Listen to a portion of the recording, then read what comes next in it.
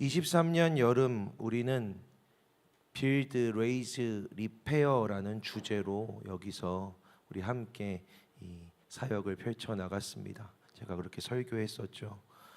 2년 전의 여름 우리의 초점은 쌓다, 세우다, 고치다에 있었습니다. 그리고 고친다는 이 일이 진짜 어려웠습니다.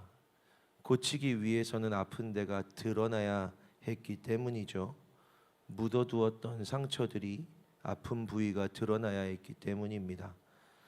묻어두었던 상처 아니라고 생각했던 문제가 진짜로 막 드러나고 다시 아팠고 내가 아프구나라는 것들을 인식했고, 그리고 하나님이 고치시는 것, 고쳐가시는 것, 고치시는 분이 하나님이시라는 걸 배워야 했습니다.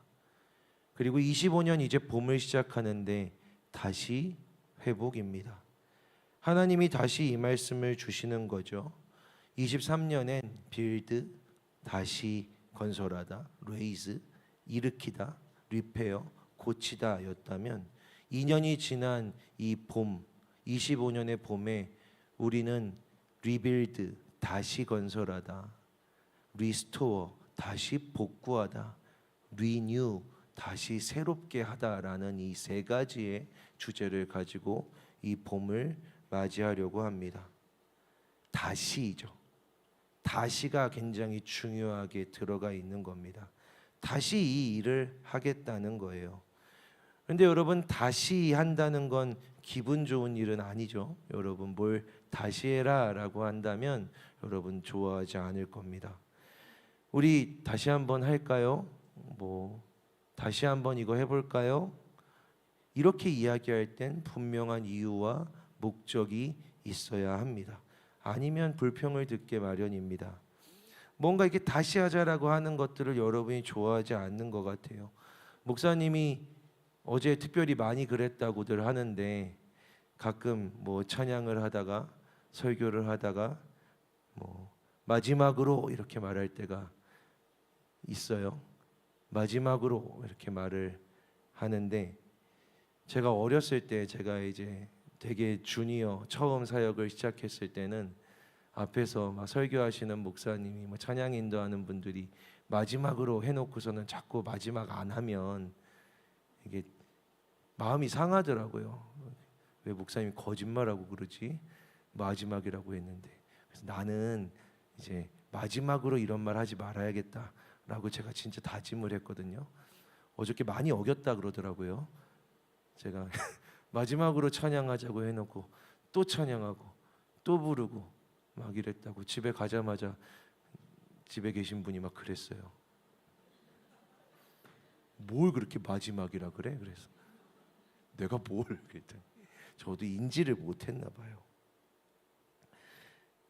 다시 부릅시다. 다시 말씀을 이어가고 다시 기도하고. 사실은 다시 하는 것들이 보이지만 여러분들이 모르는 것도 있죠. 안 할 때도 있습니다. 안 하게 될 때도 있어요.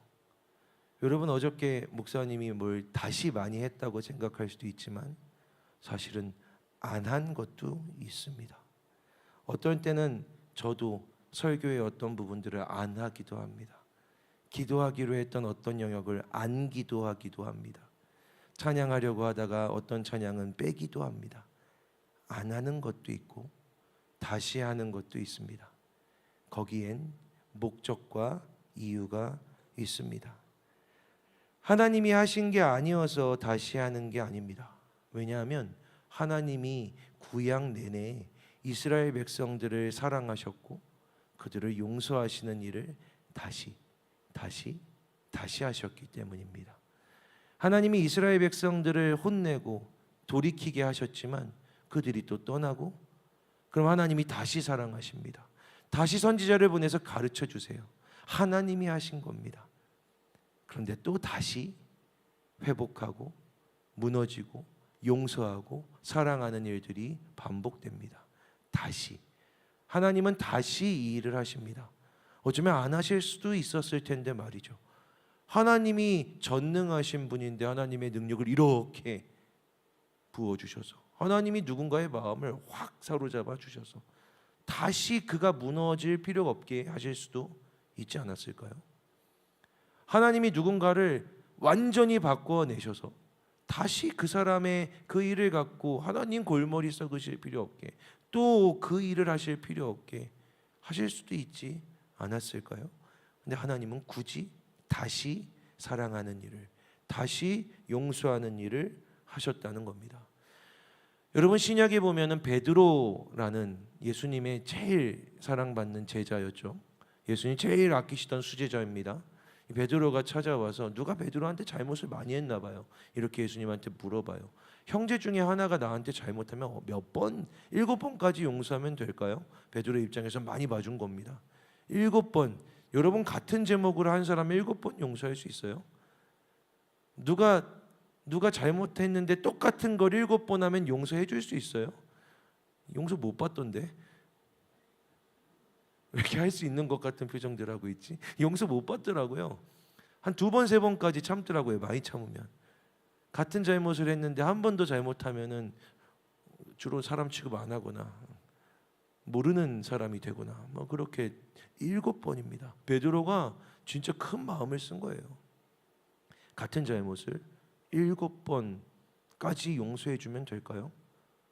이 말에는 여러분 정말 큰 마음도 담겨 있지만 예수님 앞에서 이를 악물고 이야기하는 겁니다. 제가 봤을 때 한 3-4번은 이미 잘못하고 있는 것 같아요.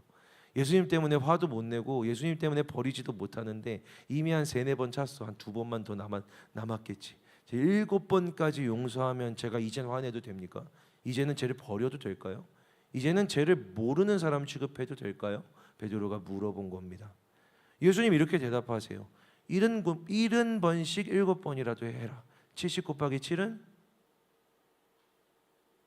진짜 이런 분들이에요? 그래 고맙다. 70 곱하기 7은 490이죠. 저는 이런 상상을 해봤어요. 베드로가 예수님 7번까지면 7번까지 용서하는 거면 될까요? 라고 말했을 때 아마 이 베드로는 한 3번에서 4번 정도, 많으면 5번까지도 이미 용서하고 있었으리라. 예수님 옆에서 화를 낼 수는 없잖아요. 바로 옆에서 사람 막 살리고 눈먼 사람 막 고치고 있는데 거기서 짜증나, 예수님 얘랑 못 있겠어요, 막 이런 말 하기는 쉽지 않았을 겁니다. 많이 참았을 거예요. 한 5번, 이제 2번 남았다, 3번 남았다, 이런 마음이지 않았을까요? 예수님 진짜 얘가 똑같은 잘못을 저한테 계속하는데 7번까지 참아주면 되겠습니까? 라고 했는데 예수님 뭐라고 말씀하신 거예요? 490번 해라. 얼마나 절망입니까? 2번만 참으면 된다라고 생각했는데 2번이 아니라 계산이 안 된다. 아무튼 몇백 단위로 넘어가잖아요. 하나님이, 예수님이 다시 해라라고 하시는 거예요. 제가 예수님이라면 이렇게 말했을 수도 있을 것 같아요. 베드로가 몇 번까지 용서해야 합니까? 라고 했을 때 제가 예수님이었다면 야, 뭐가 문제야? 같이 와볼래? 야, 너네 둘이 와봐. 왠지 아세요? 여러분 3번, 4번 똑같은 잘못을 한다는 건 뭔가 본질적인 문제가 있는 거잖아. 그렇죠? 그럼 그 문제를 해결하지 않으면 안 되는 거예요. 그러니까 여러분 똘똘한 방법은 뭡니까? 얘가 지금 5번씩 계속해서 똑같은 잘못을 해요. 그러면 예수님 전능하시니까, 지혜로우시니까, 또 예수님 얼마나 카리스마 있었겠어요. 제자들 다 사로잡고 있었겠지. 야, 걔랑 일로 와. 와서 나랑 얘기하자. 그러면은 막 진짜 무서워서 끌려왔겠죠. 뭐가 문제야? 본질적으로 이게 문제지. 앞으로 이러지 마. 예수님 이러실 수도 있었을 겁니다. 근데 예수님이 이렇게 얘기하세요. 480번 정도 더 용서해라. 480번을 다시 해라. 그 일을 다시 해. 480번을. 어떤 사람은 이게 영원을 의미한다고 하더라고요. 근데 제 말씀을 읽는데 영원보다는 480번이 더 절망적이지 않아요? 영원히 용서해 그러면은 약간 안 와닿는데 480번 더 용서해라 그러면은 너무 현실적이잖아요. 안 하고 싶은 거지. 그렇게 베드로한테 확 와닿았을 겁니다. 그런데 여기 중요한 게 있어요. 예수님은 같은 일을 480번을 더 하라고, 490번을 반복하라고 말씀하시는 겁니다. 다시 해. 그렇다면 여기에 다시 하는 일에 대한 목적, 의미가 있다라는 거죠. 왜 다시 할까요? 왜 다시 하기를 하나님은 원하실까요? 마가복음을 보면 굉장히 특별한 이야기가 있어요. 사실 복음서에 나오는 이야기인데 한번 화면에 띄워주시면 좋겠습니다. 마가복음 8장 23절에서 25절의 말씀입니다. 자, 여러분 같이 소리내서 함께 읽어볼까요? 시작. 예수께서 맹인의 손을 붙잡으시고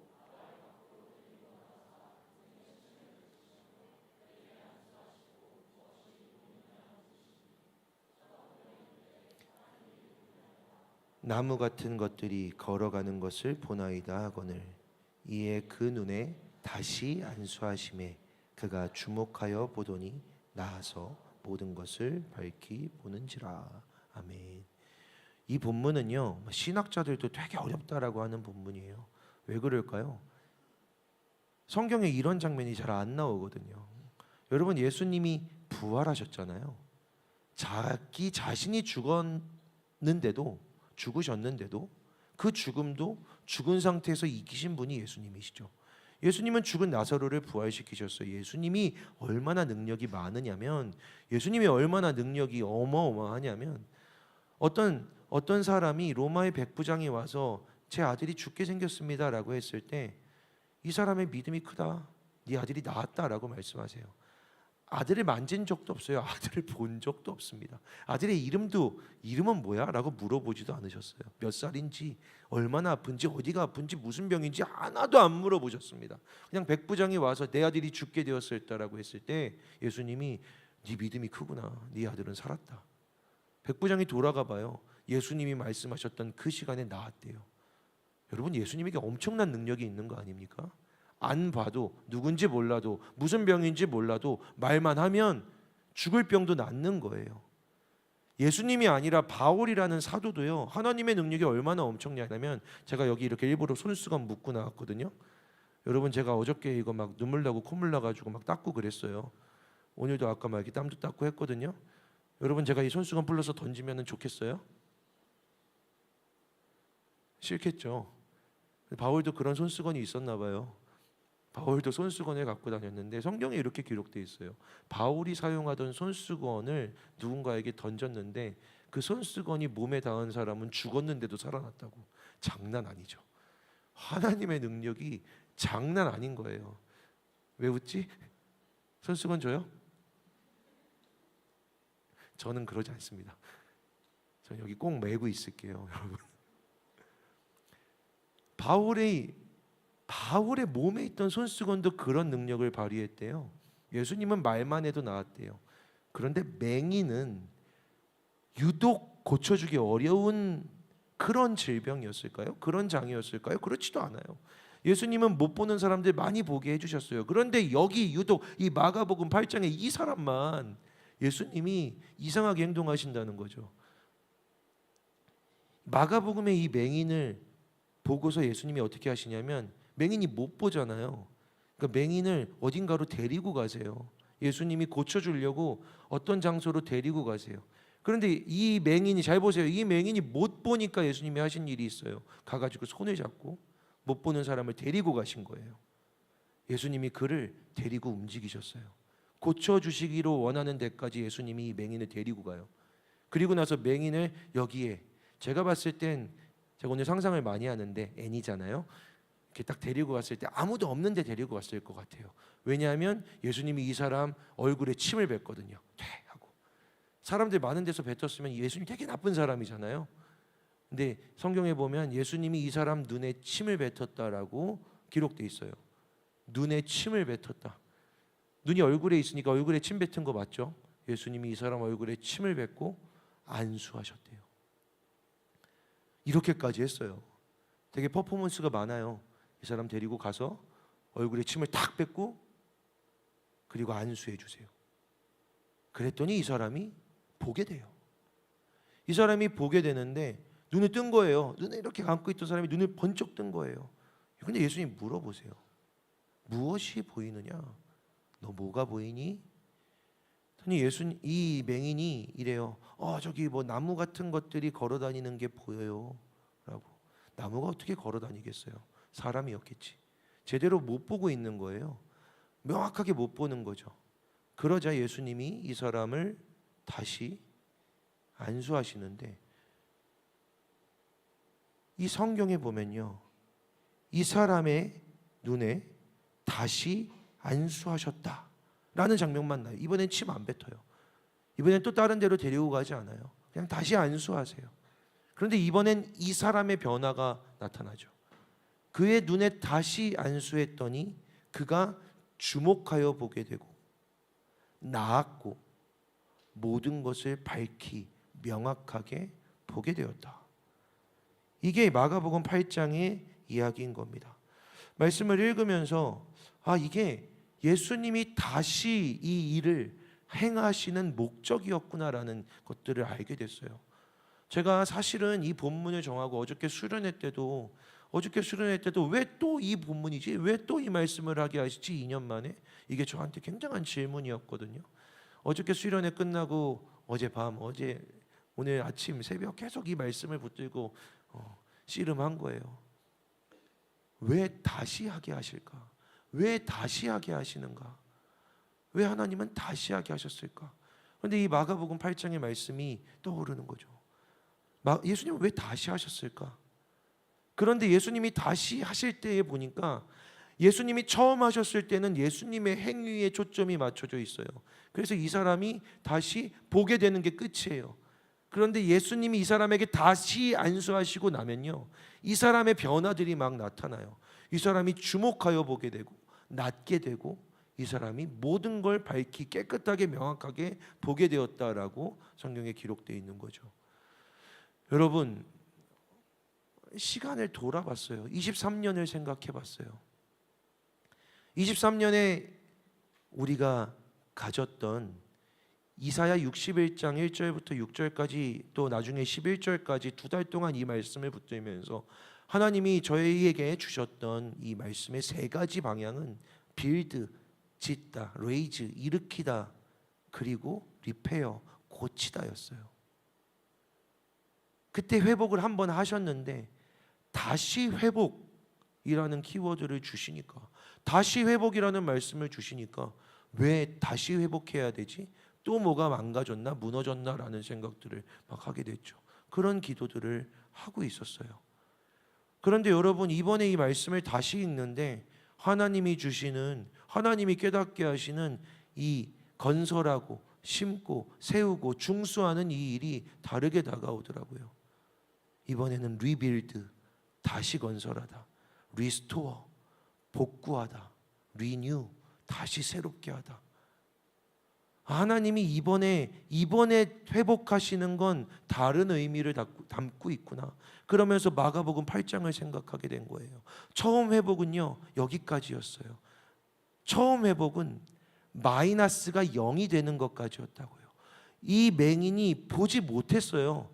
이 맹인은 원래 못 보던 사람이에요. 이 맹인은 눈에 보이는 게 없어요. 시꺼매요. 어두워요. 눈을 뜰 수가 없다고요. 그런데 예수님이 데리고 갔어요. 보지 못하니까 데리고 간 거예요. 손을 잡고 데리고 가서 얼굴에, 눈에 침을 뱉고 그리고 안수하셨어요. 그랬더니 이 사람이 보게 돼요.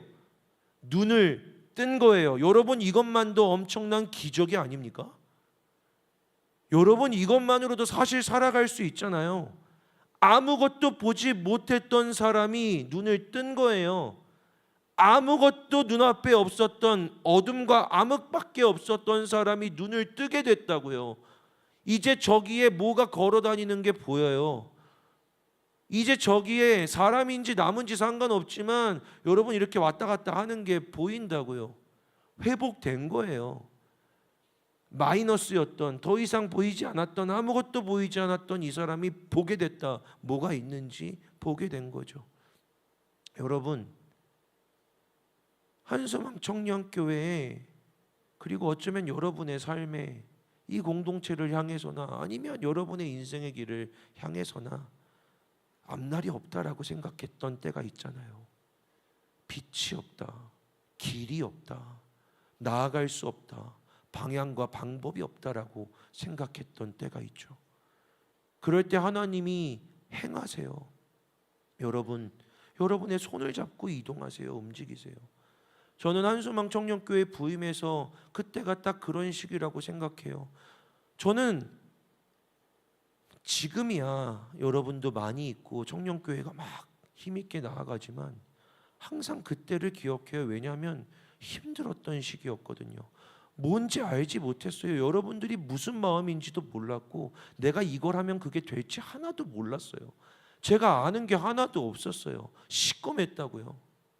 여러분도, 여러분의 마음도, 여러분이라는 사람도 잡히지도 보이지도 않았어요.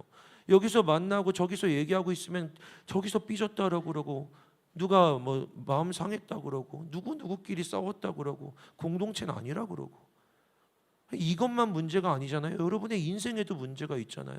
계속해서 터져나오는 여러분의 인생의 문제, 어려움, 해결되지 않은 관계 이런 것들이 계속해서 여러분 혹시 뭐 새내기들은 잘 모르겠지만 제가 여기서 그렇게 설교했던 게 항상 제 마음에 있어요. 제 확실한 마음이었거든요. 여러분 전 이런 마음이에요. 제가 상황실에 앉아 있는데 여기 한 200개, 그땐 200명 정도였거든요. 200개 화면이 이렇게 꺼 있는데 켜져 있는데 그 화면이 다 비상이라고 깜빡거리고 있는 그런 느낌이에요. 저 여기서 그런 말을 많이 했어요. 항상 그런 느낌이었거든요. 여기에 이 화면을 고치면 저쪽에서 번쩍번쩍하면서 위기 이런 그런 시간들이 있었죠. 안 보였어요. 하나도 안 보였어요. 하나도 안 보였는데 재정 독립, 거버넌스 독립 될 줄 어떻게 알아요? 실패한 교회가 훨씬 더 많은데 하다가 말았던 교회들이 훨씬 더 많은데 이게 성공할 줄 어떻게 알아요? 될지 어떻게 알아요? 근데 갔어요. 근데 말씀을 보면서 느껴지더라고요. 아, 예수님이 손잡고 가주신 거였구나. 맹인과 같은 내 손을 잡고 가주신 거구나. 여러분 인생에도 그래요. 여러분 인생에도 그래요. 여러분 하나님이 여러분을 회복하셨고 또 다시 회복하세요. 그런데 잘 기억해 보세요. 내가 회복하고 내가 은혜 가운데에서 하나님의 은혜를 경험하고 여러분 뭐 수련회가 됐던 어떤 은혜로운 집회가 됐던 여러분의 과거가 됐던 여러분 예전에 다녀왔던 뭐 그게 덕천리건 그게 청소년 수련회건 그게 몽골이던 저도 모르는 여러분 은혜 받았던 하나님 만났던 그런 경험 어디라고 하든지 거기서 여러분 하나님이 여러분을 만나고 여러분을 붙드시고 여러분을 살려내시고 회복시키셨는데 여러분 그거 갖고 살아가는데 여러분 우리는 무너져요. 막 그런 은혜가 있었는데 다시 회복해야 되면 그런 은혜가 있었는데 또 다시 내가 박살나면 또 내 신앙이 바닥을 치면 또 내가 하나님을 안 믿는 것 같은 상황 가운데 있으면 나는 좋아졌었는데 또 무너지고 또 파괴되면 우리는 그것 때문에 더 마음이 낙심하고 절망하게 돼요. 그런데 우리 하나님이 그렇게 하시는 이유가 있다는 거예요. 다시 회복하게 하시는 이유가 있다고요.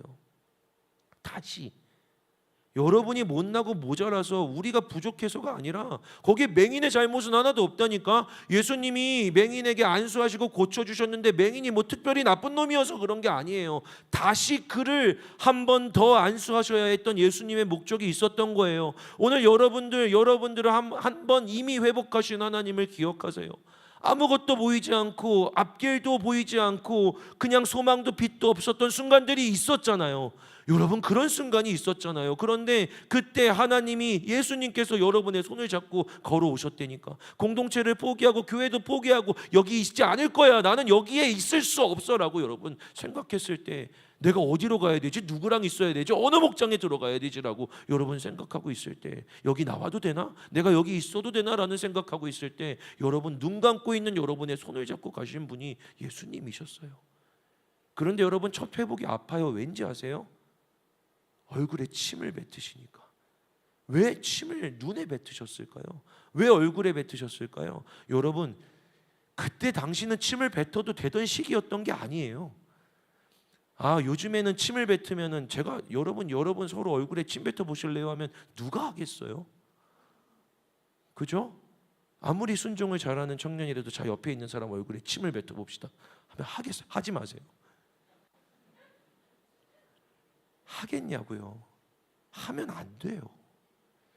지금도 안 되고 그때도 안 돼요. 구약 성경에도 그렇게 기록되어 있어요. 구약 성경에 얼굴에 침을 뱉는 게 얼마나 수치스럽고 모욕스러운 일인지, 그가 얼마나 하나님 앞에서 저주받을 일을 하는지, 만약 그가 하나님의 말씀을 따르지 않고 이런 저주받을 일을 하면 자신의 형제를 살리기를 기뻐하지 아니하고 자신의 동족인 자를 살려내기를 기뻐하지 아니하면 그런 사람의 얼굴에 침을 뱉어라라고 하나님이 명령하세요.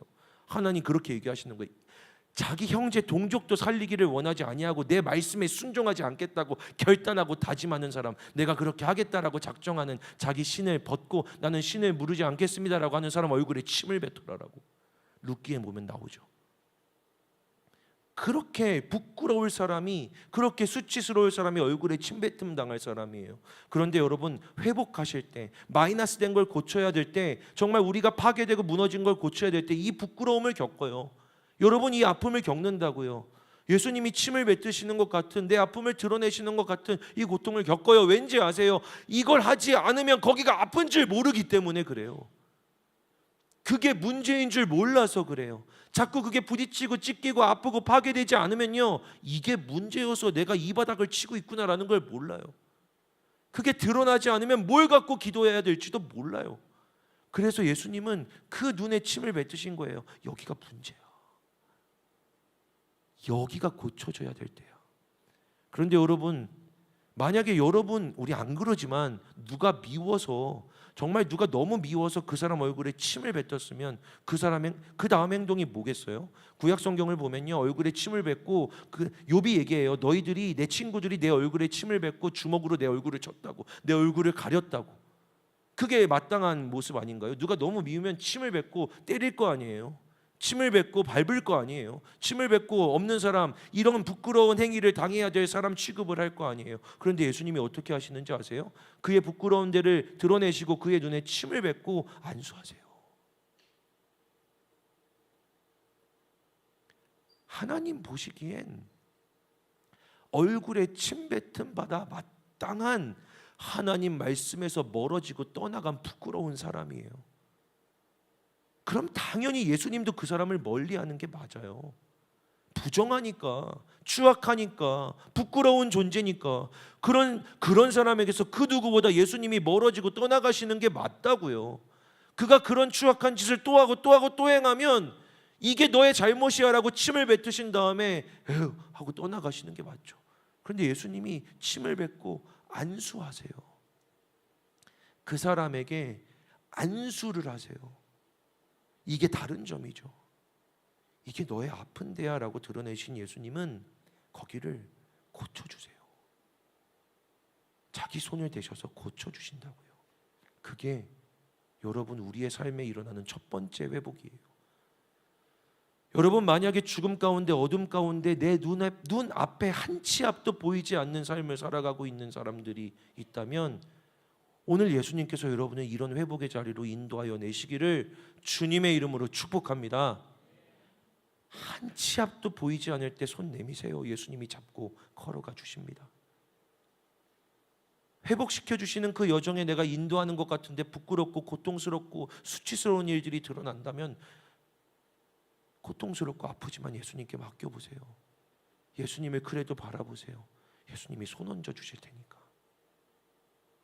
아프고 고통스러운 것들이 자꾸 떠올라요. 이게 힘들어요. 말씀을 듣고 예수님 따라 걸어가고 있는 것 같은데 목사님 말씀 들으면서 자꾸 힘들어요. 어려워요. 마음이 불편해요. 그럴 때 불편함에 집중하지 말고 예수님을 바라보세요. 그럼 예수님이 손대 주실 거예요. 안수해 주실 거예요. 그러면 파괴됐던 데가 회복됩니다. 낫습니다. 그게 첫 번째 회복이에요. 그런데 이런 회복을 겪은 사람들이 하나님의 사랑 때문에 다시 회복되게 되기도 해요. 다시 회복돼야 될 정도로 그냥 그렇게 살아가다가 또 무뎌지고 더 나아가지 못하는, 마이너스에서 0까지 올라왔지만 이제 1이 되지 못하고 그냥 그 바닥에서 그냥 이 여기에 갇혀서 왔다 갔다 하고 있는 그런 사람들이 있죠. 신앙이 성장하지 않는 것 같은, 더 해보려고 하는데 더 나아가지 못하고 하는 사람들이 있죠. 그런 이들에게 그냥 이번엔 좀 되겠지, 이번엔 좀 회복되겠지, 이번엔 좀 나아지겠지라고 생각했는데 뭘 해도 뭘 해도 어디를 갔다 와도 더 이상 뭐 나아가지 못하는 것 같은 그런 이들에게 예수님이 주시는 은혜가 다시 회복하시는 일이에요. 다시 회복하는 은혜가 여러분들에게, 지금 우리에게 25년 이 봄, 이 한소망 청년교회 칸토의 공동체와 지체들에게 하나님이 약속하시는 은혜입니다. 그건 리빌드, 다시 쌓기예요. 다시 쌓으신다. 여러분, 제가요, 죄송합니다, 제가 이렇게 안경 벗으면 못생겼다 그래가지고 벗어봤어요. 저도 이렇게 안경을 벗잖아요. 안경을 벗으면 사실 잘 안 보여요, 여러분이. 여러분 얼굴도 표정도 눈이 어디 있는지도 안 보일 정도로 저는 눈이 되게 나빠요. 그래서 안경을 이번에 새로 맞췄어요. 안경이 기스가 많이 나서 잘 안 보여서 안경을 딱 새로 맞췄더니 새로운 안경을 딱 쓰는데요, 진짜 너무 명확하게 보이는 거예요, 표정이. 여러분 긴장 풀지 마세요. 졸고 있는 게 다 보여요. 저기 멀리 있어도 눈 감고 있는 게 보인다니까요. 명확하게 보게 됐어요. 안경을 한번 썼는데 오래되다 보니까 안경에 기스가 많이 꼈어요. 안경이 흐릿흐릿해졌어요. 눈이 적응했는지 잘 보이지 않게 됐어요. 그래서 충분하지 않다라는 느낌이 있었어요. 새로운 안경을 끼니까 명확하게 보이더라고요. 깨끗하게 보이는 거예요. 충분하다. 여러분 여기까지 하나님은 인도하고 싶으신 거예요. 그냥 마이너스였던 애가 0이 되는 수준이 아니라 여기서 더 나아가게 되기를 원하시는 거죠. 리빌드, 다시 쌓는 거예요. 거기에 이제는 진짜 하나님이 세우시는 건축이 세워지는 거죠. 그리고 이제부터 우리가 이 봄에 같이 나아갈 이 말씀들이 이래요. 리빌드, 다시 쌓기, 리스토어, 뭔지 아세요? 여러분 기대하는 마음으로 들으세요. 이 봄에 우리에게 일어날 일이니까. 리스토어는 복구하는 거래요. 기능을 복구하는 거. 그냥 껍데기만 있는 거 말고요, 외형만 있는 거 말고요, 그냥 거기에 있는 거 그 정도 말고요, 그 기능이 복구되는 거예요. 여러분을 처음 하나님이 창조하셨을 때 하나님의 형상으로 여기 있는 내 모든 창조물들을 다스려 지켜라라고 말씀하셨던 그 하나님의 명령을 지킬 만한 하나님의 형상으로서의 기능을 복구하는 거예요. 그 기능이 회복되는 거예요. 사랑하는 여러분, 여러분의 기능이 잘 작동하고 있나요? 여러분의 삶은 잘 작동하고 있어요? 여러분은 하나님께서 지으신 창조하신 형상 그대로 잘 기능하고 있나요? 난 이런 게 파괴된 것 같아, 망가진 것 같아. 근데 더 이상 나아지지 않아. 더 이상 더 나아지지 않아. 내가 더 뭔가를 제대로 할 수 있는 것 같지 않아라고 생각하고 있지 않아요? 그런데 저는 하나님의 이 말씀을 우리를 향한 약속의 말씀으로 받아요. 하나님이 이 봄에 우리 각자의 개인들의 예수 그리스도의 몸된 지체가 마땅히 이 땅에서 그리스도인으로 살아가며 감당해야 할 예수 그리스도의 형상된 기능을 회복시키실 것이다 라고요. 여러분 안온하세요? 여러분의 삶의 자리에서 예수 그리스도의 모습으로 예수라는 기능을 회복하여 살아가기를 원하지 않으세요? 저는 믿습니다. 여러분들 이 봄에 하나님이 그 일을 행하신다라고 믿거든요. 여러분들이 여러분의 삶에, 여러분의 가정에서, 여러분의 존재가, 여러분의 관계 속에서, 여러분의 사역 안에서, 여러분이 행하는 삶의 자리에서 마땅히 그리스도인답게 영광스럽고 아름다운 그 기능을 반드시 우리 주님이 회복하실 것을 주님의 이름으로 축복합니다. 그리고 마지막으로 리뉴, 새롭게 하실 거예요. 새롭게. 그냥 기능이 복구되는 수준을 넘어서서 그 기능이 복구된 우리가 어느 날 깨닫게 되는 거죠. 정말 하나님과 같이 하나님께 완전히 연합된 존재로 우리 하나님이 내 삶에서 동행하시고 함께 하시는, 이전과 내가 전혀 같지 않은, 이전과 다른 존재가 되었구나. 내가 이제 말하는 것이 다르구나. 내 말에 힘이 있구나. 내가 선포하는 것에 힘이 있구나. 내가 누군가에게 다른 영향력을 끼치게 되는구나. 내가 여기서 그들에게 말할 때, 내가 여기서 이 청년에게 이야기할 때, 내가 너에게 하나님이 너를 지키실 거야 라고 말할 때 그 말에 진짜 하나님의 능력이 임해서 진짜 새로워지는 하나님의 역사가 임해서 예전에 임하시기를 바래 하면서 걱정했던 모습이 아니라 너에게 하나님의 소망이 임하게 될 거야 라고 말하면 믿고 떠나가는, 그리고 그 역사가, 그 기적이 반드시 이루어지는 정말로 새롭게 되는 은혜가 저는 저에게 다시 한번 임하게 될 거라고 믿습니다. 그리고 여러분들에게도 마찬가지예요. 사랑하는 여러분, 이 모습 아니라 지금 여기서 마이너스였다가 그냥 0으로 돼서 그냥 그대로 살아가고 있는 모습 아니라 여러분 새로워지고 싶지 않으세요?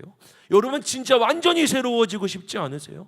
여러분 이제 더 이상 그 자신 없는 그리스도인의 모습이 아니라 내가 말하는지 내가 말씀을 믿고 따라가고 살아가고 이 땅 가운데서 세상 가운데서 그리스도임을 드러내는 게 쪽팔리고 부끄러운 그런 모습이 아니라 나아가서 어디에서도 내가 얼마나 예수를 당당하게 믿는지, 하나님의 말씀이 얼마나 나와 명확하게 동행하시는지 자랑스럽게 선포할 수 있는, 그런데 내가 말하는 그 자리에 심지어 손수건이 던져져도 죽은 사람이 날 정도로 하나님이 그렇게 우리의 삶에 정말 능력과 기적과 역사로 함께 하시는 새로운 존재로 살아가고 싶지 않으시냐고요? 이 땅 가운데서 진짜 영향력을 끼치는 그리스도인이 되고 싶지 않으세요? 저는 이 공동체에 지체 한 사람 한 사람 하나님께서 그렇게 다시 새롭게 하실 것을 믿습니다.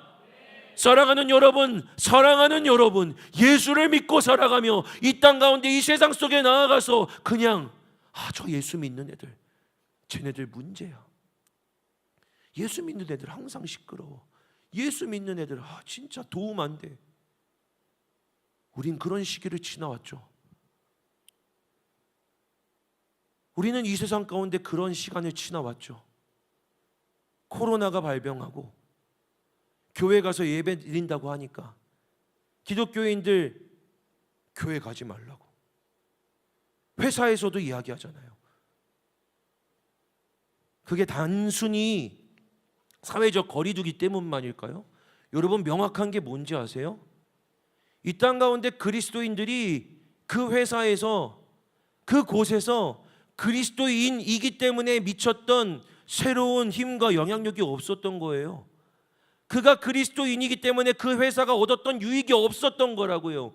그가 교회에 나가기 때문에 그 회사가, 그 단체가 얻었던 유익이 없었던 거예요. 그러니까 회사는 이익을 위해 존재하는데 너무 당연하게 교회 나가지 말라고 얘기할 수 있었던 거죠.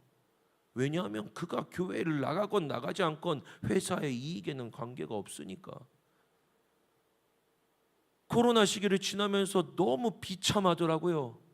너희는 이 세상의 빛이다. 너희는 이 세상의 소금이다. 소금이 만약에 맛을 잃으면 저 땅에 버려져서 밟히고 사람들이 밟고 지나가면 버려지게 되리라고 하는 예수님의 말씀이 진짜로 이루어지는구나라는 생각이 들더라고요. 그런데 여러분, 한소망 청년교회 25년 봄에 하나님께서 우리를 다시 회복하시면 리뉴, 새롭게 되어서 이제는 세상 가운데 진짜 빛과 소금으로서 기능하는 그리스도인이 되게 되리라고 저는 믿습니다. 여러분들이 있는 그 자리에서 여러분이 예수 그리스도를 믿는 사람이기 때문에 그곳이 복을 받고 그곳이 풍성하게 되고 그곳이 윤택하게 되는 기적이 일어나게 될 것을 주님의 이름으로 축복합니다. 여러분이 그리스도인인 것이, 그들이 교회이건 세상이건 간에 그 집단의, 그 회사의 자랑이게 되는 순간이 하나님의 형상답게 되는 영광과 아름다움을 획득하는 지점일 겁니다. 저는 그 꿈을 주의 말씀 안에서 꾸고 있습니다. 사랑하는 여러분, 다시 회복이라고 하니 저도 다시가 싫어요. 왜 다시 회복이지? 근데 어제 수련회 예배를 마치고 어젯밤, 오늘 새벽 아침을 보내며 말씀을 묵상하다가 제가 이렇게 고백하게 됐습니다. 다시 회복은 새로운 축복이군요. 다시 회복은 축복이네요. 이 자리에 어저께 있었던 사람도 있고 없었던 사람도 있겠지만 여러분, 제가 어저께 같이 기도하는데 하나님이 제게 강하게 주셨던 마음이 있어요. 어저께 기도하는데 원래 하기로 했던 찬양 하나를 하지 않았어요. 왜 안 했냐면 기도하고 있는데 하나님이 제게 이 마음을 계속 주시는 거예요. 이 청년들을 축복해라. 이들을 축복해라. 나는 이들을 축복해 주고 싶다. 내가 이들에게 복을 주고 싶다. 내가 이들에게 축복하고 있다는 것, 내가 이들을 복 주기를 원한다는 것을 이들이 믿게 하고 싶다. 확신하게 하고 싶다. 동주야, 얘네들이 하늘 소망 더 갖겠습니다 라고 하나님한테 얘기하는 것보다 내가 이들을 축복한다라고 알려줬으면 좋겠다. 동주야, 이 청년들이 하나님 앞에 죄송해요, 잘못했어요, 더 잘할게요, 열심히 할게요가 아니라 하나님이 저를 사랑하신다고, 하나님이 저를 축복하신다라고 말씀하시는 것 이제 알겠다라고 고백하는 게 듣고 싶다. 제게 그 마음이 너무 강하게 다가와서 찬양 하나를 치우고 그냥 그 블레싱이라는 찬양을 계속한 거죠. 이 봄에 하나님이 원하시는 건 다시 회복이에요. 그런데 그 다시 회복이란 사랑하는 여러분, 축복입니다. 여러분을 축복하기를 원하세요. 다시 짓고 여러분의 모든 기능들을 복구하고 예수 그리스도의 형상답게 영광스럽고 아름답게 새롭게 하실 주님의 계획을, 마음을 믿는 여러분들 되시기를 주님의 이름으로 축복합니다. 마지막으로 제게 주신 목사라는 직분의 축복의 직무에 따라 여러분을 축복하고 싶습니다. 제가 여러분을 축복할 테니 여러분은 잘 들어주세요.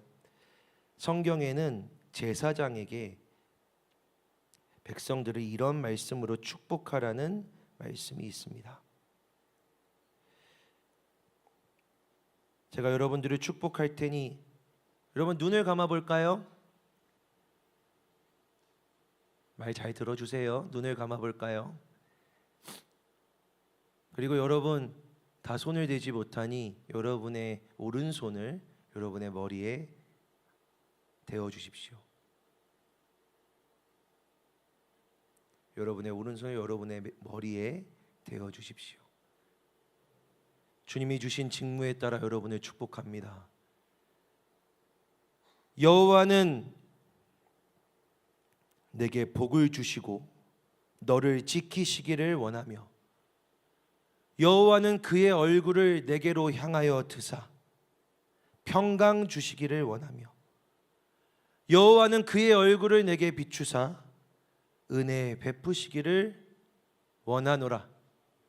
아멘. 자, 이제 손을 내려주시고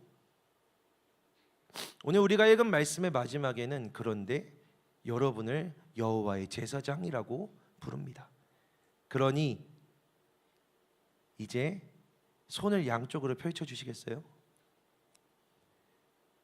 쳐다봐도 괜찮습니다. 뒤를 봐도 좋아요. 여러분 옆에 있는 사람을 이렇게 펼치면서 제가 했던 이 축복을 여러분 옆 사람에게 같이 하는 겁니다. 저를 따라 하시면 돼요. 저를 따라해 주세요. 여러분 좌우에 뒤로 얼굴 보셔도 좋고 그냥 이렇게 손을 펼쳐도 좋습니다. 우리 축복합시다. 저를 따라해 주세요. 여호와는 내게 복을 주시고 너를 지키시기를 원하며 여호와는 그의 얼굴을 내게 비추사 은혜 베푸시기를 원하며 여호와는 그 얼굴을 내게로 향하여 드사 평강 주시기를 원하노라. 그 축복이 여러분에게 임하기를 소망합니다. 우리 하나님께 영광의 박수 올려드릴까요? 기도하겠습니다. 하나님,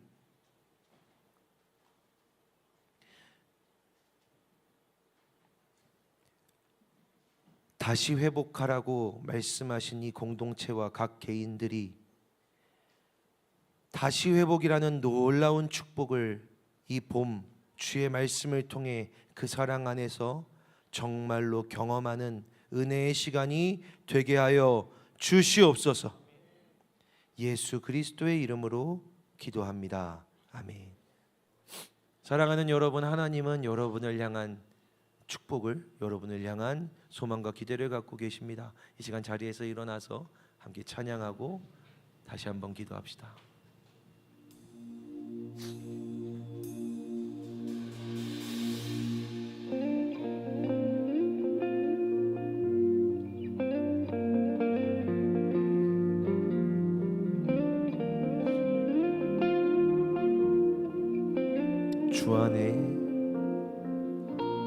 주 안에 우린 하나, 모습은 달라도 예수님 한 분만 바라네. 사랑과 선행으로 서로를 격려해 따스함으로 보듬어 가리. 주님 우리 안에 함께 하시니 형제자매의 기쁨과 슬픔 느끼네. 내 안에 있는 주님 모습 보네. 그분 기뻐하시네.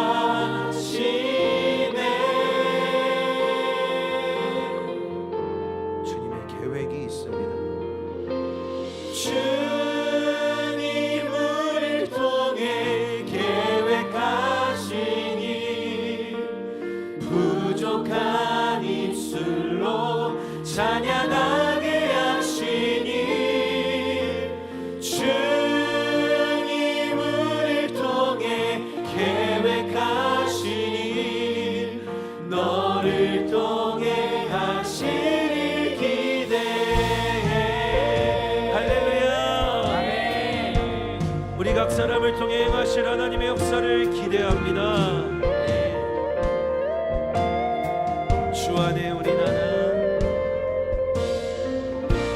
주 안에 우린 하나, 모습은 달라도 예수님 한 분만 바라네. 사랑과 선행으로 서로를 격려해 따스함으로 보듬어 가니. 주님 우리 안에 함께 하시니 형제자매의 기쁨과 슬픔 느끼네. 내 안에 있는 주님 모습 보네. 그분 기뻐하시네. 주님 우리를 통해 주님 우리를 통해 계획하시니 부족한 입술로 찬양하게 하시니.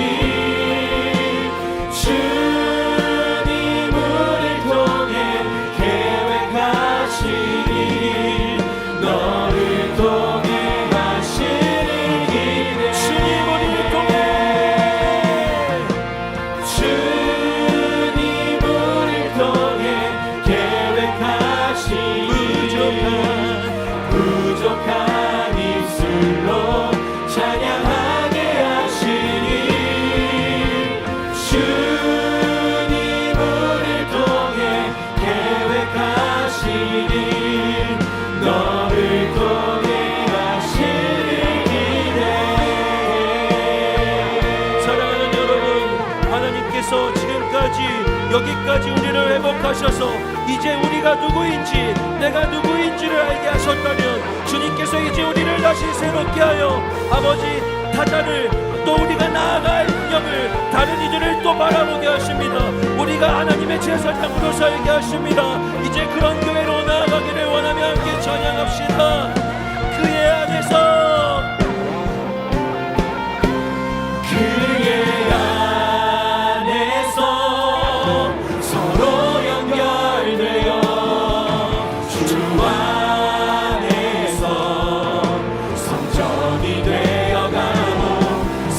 성령 안에서 하나님의 거하신 저 소대기 위에 함께 지어져가네. 그의 안에서 서로 연결되어 주 안에서 성전이 되어가 성령 안에서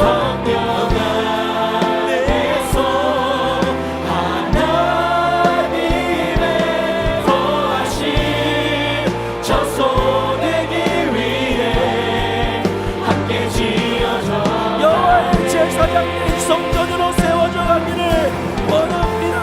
하나님 아버지, 오늘 우리가 이 간동 공동체가 하나님 안에서 다자를 위한 하나님이 타인들이 하나님을 예배하게 하고 그냥 그저 우리가 아니라 그저 내가 아니라 하나님의 몸된 교회, 하나님의 아름다운 일들, 역사와 영상을 감당하는 하나님 그런 교회 되기 위하여서 우리 각자 개인이 하나님이 지으신 기능과 형상의 축복을 회복하기 위하여 이 일을 행하실 때 주여 우리에게 복 주셔서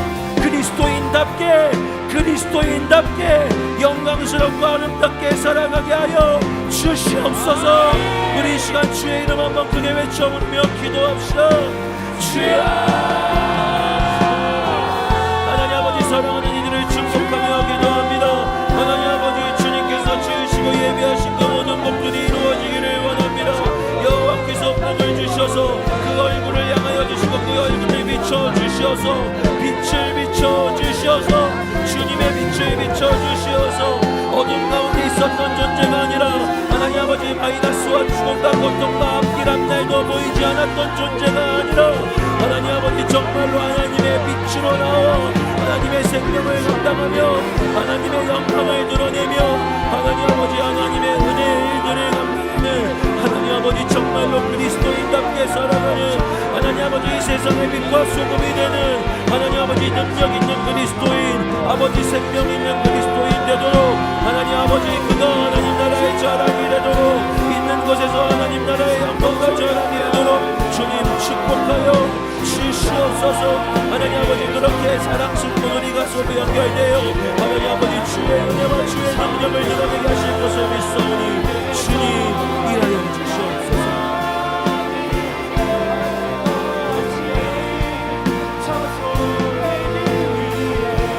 우리 마지막으로 목소리 높여 고백합시다. 그의 안에서